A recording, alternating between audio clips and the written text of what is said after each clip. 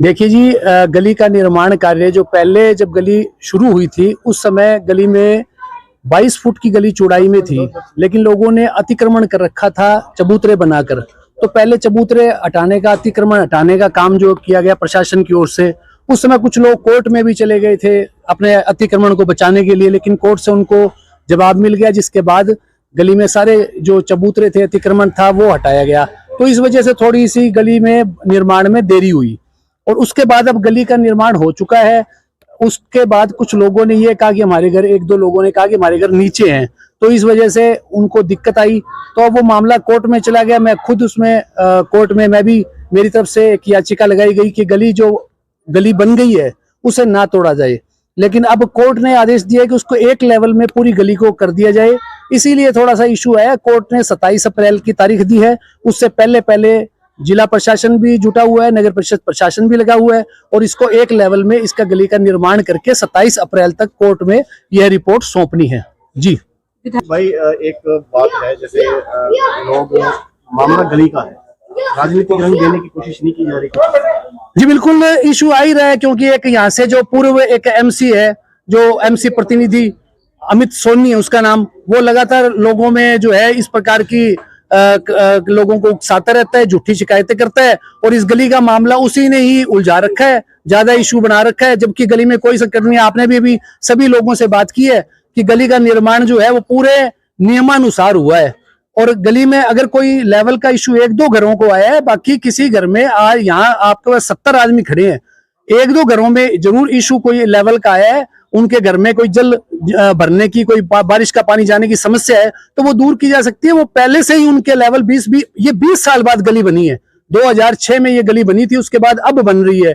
अगर कहीं लेवल का इशू तो दूर किया जा सकता है, लेकिन वो जानबूझकर इसको राजनीतिक रंग देने का लोग कोशिश करते हैं, वो अच्छी बात नहीं है। गली के निर्माण को लेकर कभी भी ओछी राजनीति किसी को भी नहीं करनी चाहिए। हम जनहित में बात करें और हमने भी व्यापक जनहित में ही माननीय न्यायालय की शरण ली थी, जिसके बाद आदेश दिया गया कोर्ट की ओर से कि गली को एक लेवल पे बनाया जाए, क्योंकि ये गली जो है ऊंची नीची है, कई जगह से नीची है, कई जगह से ऊंची है। तो ये सालों से जो एक समस्या थी, वो इस समस्या का निपटारा अब माननीय न्यायालय के आदेशानुसार होगा और गली जो है, ये पीपल हमारे पीछे है, यहाँ से शुरू होती है और आगे नौरिया बाजार तक जाती है। तो हम न्यायालय की ओर से जो आदेश दिया गया कि एक गली का पूरा एक लेवल में निर्माण हो, तो उसी लेवल में ही पूरी गली का निर्माण होगा और लोगों को राहत मिलेगी। जो जल भराव की समस्या है, ये बाकी गलियों से जो नीची गली पड़ती है, इसमें सारा बारिश का पानी, सीवर का पानी जो सब भरता है, लोगों को समस्या थी, हम उसका खात्मा करना चाहते हैं। और जिला प्रशासन से भी हमारी हाथ जोड़कर यही निवेदन था और कोर्ट से भी यही निवेदन था, जिसके बाद आदेश मिले कि एक लेवल में गली का निर्माण होना चाहिए।